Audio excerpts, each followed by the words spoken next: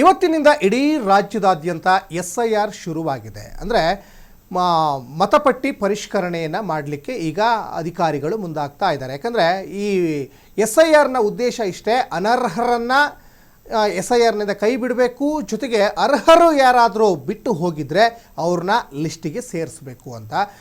ಈಗ ಈ ಸಂಬಂಧ SIRನ್ನು ವಿರೋಧಿಸಿ ಈಗ ಸುಪ್ರೀಂ ಕೋರ್ಟ್ CJIಗೆ ಪತ್ರ ಕೂಡ ಈಗ ಬರೆದಿದ್ದಾರೆ. ಅಂದರೆ ಇದರಲ್ಲಿ ಒಂದಿಷ್ಟು ಲೋಪದೋಷಗಳು ಆಗ್ಬೋದು ಅನ್ನುವಂಥ ಲೆಕ್ಕಾಚಾರದಲ್ಲೇ ಸುಪ್ರೀಂ ಕೋರ್ಟ್ನ ಕದ ತಟ್ಟಿರ್ಬೋದು. ಸುಪ್ರೀಂ ಕೋರ್ಟ್ CJIಗೂ ಕೂಡ ಈಗ ಪತ್ರವನ್ನು ಬರೆದಿದ್ದಾರೆ ಅನ್ನೋಂಥದ್ದು ಕೂಡ ಗೊತ್ತಾಗ್ತಾ ಇದೆ. CJIಗೆ ಪತ್ರವನ್ನು ಇಂಡಿಯಾ ಒಕ್ಕೂಟದ ಪಕ್ಷಗಳು ಈಗ ಅಲ್ಲಿ ಪತ್ರವನ್ನು ಬರೆದಿದ್ದಾರೆ.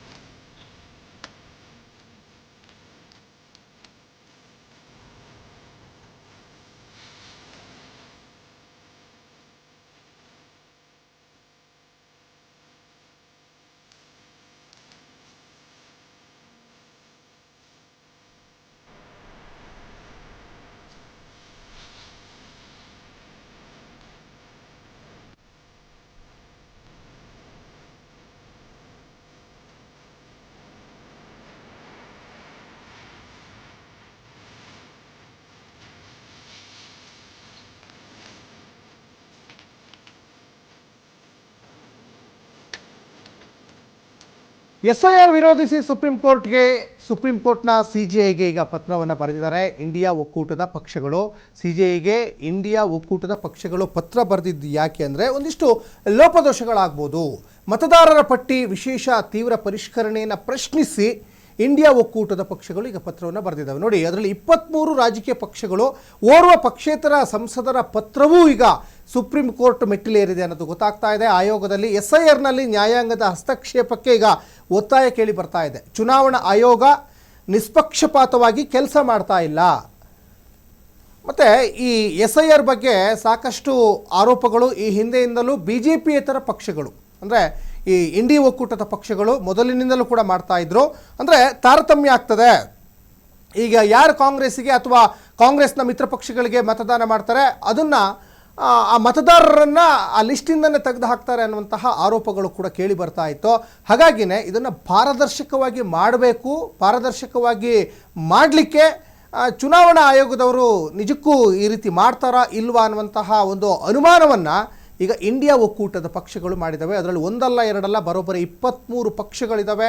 23 ರಾಜಕೀಯ ಪಕ್ಷಗಳ ಜೊತೆಗೆ ಓರ್ವ ಪಕ್ಷೇತರ ಸಂಸದ ಈಗ ಪತ್ರ ಕೂಡ ಈಗ ಬರೆದಿದ್ದಾರೆ ಅನ್ನೋದು ಕೂಡ ಗೊತ್ತಾಗ್ತಾ ಇದೆ. ಆಯೋಗದಲ್ಲಿ SIRನಲ್ಲಿ ನ್ಯಾಯಾಂಗದ ಹಸ್ತಕ್ಷೇಪಕ್ಕೆ ಈಗ ಒತ್ತಾಯ ಈಗ ಕೇಳಿ ಬರ್ತಾ ಇದೆ. ಯಾಕಂದರೆ ನ್ಯಾಯಾಂಗದ ಹಸ್ತಕ್ಷೇಪ ಇದ್ದರೆ ಪಾರದರ್ಶಕವಾಗಿ ಇದೊಂದು ಸುಸೂತ್ರವಾಗಿ SIR ನಡೀತದೆ, ಇಲ್ಲ ಅಂದರೆ ಸಾಕಷ್ಟು ಗೋಲ್ಮಾಲ್ ಆಗ್ತದೆ. ಯಾಕಂದರೆ ಈ BLOಗಳು ಅಂತ ಈಗ ನೇಮಕ ಮಾಡಿದ್ದಾರೆ, ಬೂತ್ ಲೆವೆಲ್ ಆಫೀಸರ್ಸ್ ಅಂತ. ಬೂತ್ ಲೆವೆಲ್ ಆಫೀಸರ್ಸ್ಗಳ ಜೊತೆಗೆ BLE ಕೂಡ ಇರ್ತಾರೆ, ಬೂತ್ ಲೆವೆಲ್ ಏಜೆಂಟ್ಗಳು. ಆ ಏಜೆಂಟ್ಗಳು ಯಾರು ಅಂದರೆ ರಾಜಕೀಯ ಪಕ್ಷದ ಒಬ್ಬ ಏಜೆಂಟು ಅದರಲ್ಲಿ ಇರ್ತಾರೆ, BLOಗಳ ಜೊತೆನೇ ಇರ್ತಾರೆ. ಯಾಕಂದರೆ ಅದರಲ್ಲಿ ಯಾರು ಅರ್ಹರು ಅವ್ರನ್ನ ಪರಿಷ್ಕರಣೆ ಮಾಡಿದಂಥ ಸಂದರ್ಭದಲ್ಲಿ ಅದಕ್ಕೆ ಸೇರಿಸಬೇಕು. ಅನರ್ಹರು, ಮೃತಪಟ್ಟವರು ಅಥವಾ ಬೇರೆ ಬೇರೆ ಕ್ರಿಮಿನಲ್ ಹಿನ್ನೆಲೆ ಉಳ್ಳವರು ಅಥವಾ ಅಕ್ರಮವಾಗಿ ಇಲ್ಲಿ ಬಂದು ನೆಲೆಸಿದಂಥವರು ಅವ್ರನ್ನೆಲ್ಲ ಕೈ ಬಿಡುವಂತಹ ಪ್ರಕ್ರಿಯೆಯೇ ಈ SIR ಪ್ರಕ್ರಿಯೆ.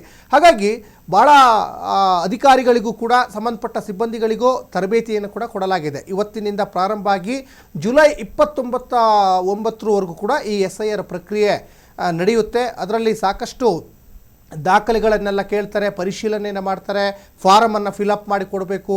ಜೊತೆಗೆ ಒಂದು ಫಾರಮ್ ನೀವು ಇಟ್ಕೊಳ್ಬೇಕಾಗ್ತದೆ, ಅದಕ್ಕೆ ನಿಮ್ಮ ಫೋಟೋವನ್ನು ಲಗತ್ತಿಸಬೇಕಾಗ್ತದೆ.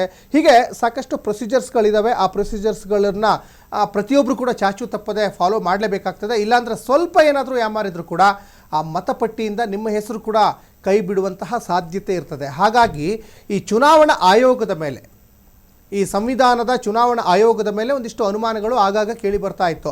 ಈಗ ಕಳೆದ ವರ್ಷ ನೀವು ಗಮನಿಸಿರ್ತೀರ, ಬಿಹಾರದಲ್ಲೂ ಕೂಡ ಈ SIRನ್ನು ಮಾಡಿದರು. ಅದಾದಮೇಲೆ ಎರಡನೇ ಹಂತದಲ್ಲಿ 9 ರಾಜ್ಯದಲ್ಲಿ ಮಾಡಿದ್ರು, 3 ಕೇಂದ್ರಾಡಳಿತ ಪ್ರದೇಶದಲ್ಲೂ ಕೂಡ SIR ಆಯಿತು. ಈಗ ಕರ್ನಾಟಕದಲ್ಲಿ ಇವತ್ತಿನಿಂದ ಶುರುವಾಗಿದೆ.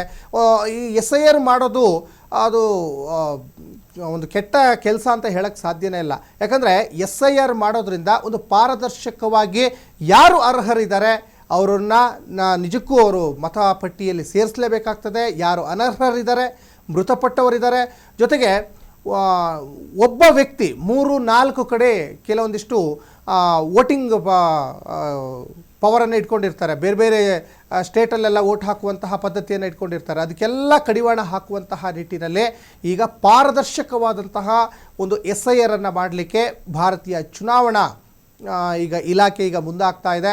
ಅದಕ್ಕೆ ಸಂಬಂಧಪಟ್ಟಂಗೆ ಎಲ್ಲ ರೀತಿಯಾದಂತಹ ತಯಾರಿಯನ್ನು ಕೂಡ ಈಗ ಮಾಡ್ಕೊಂಡಿದ್ದಾರೆ. ಆದರೂ ಕೂಡ ಈಗ ಇಂಡಿ ಒಕ್ಕೂಟದ ಪಕ್ಷಗಳು ಒಂದಿಷ್ಟು ಅನುಮಾನಗಳನ್ನು ವ್ಯಕ್ತಪಡ್ತಾ ಇದ್ದಾವೆ, ಕೆಲವೊಂದಿಷ್ಟು ಆಕ್ಷೇಪಗಳು ಕೂಡ ಈಗ ವ್ಯಕ್ತವಾಗ್ತಾ ಇದ್ದಾವೆ.